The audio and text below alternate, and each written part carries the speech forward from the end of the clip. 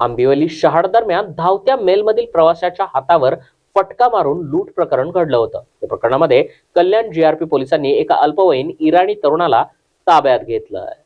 या घटनेमध्ये प्रवासी गौरव निकम यांचा एक पाय हा ट्रेनच्या चाकामध्ये अडकल्यानं कापला गेला। गौरव निकम यांच्यावर सायन येथील हॉस्पिटलमध्ये उपचार सध्या सुरू आहेत।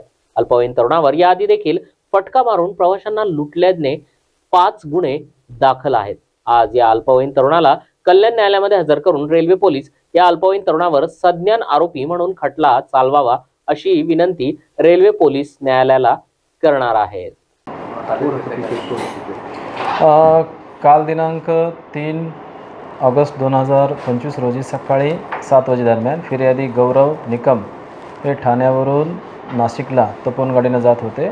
गाडी ही आंबिवली स्टेशन येथे आली असता आणि ते दरवाजात प्रवास करत होते, तेव्हा एका अनोळखी इसमाला त्यांच्या हातावर फटका मारला। त्यामुळे ते ट्रेन खाली पडल्याने त्यांचा डावा पाय ट्रेनच्या चाकामध्ये जाऊन त्यांना गंभीर जखम झालेली आहे।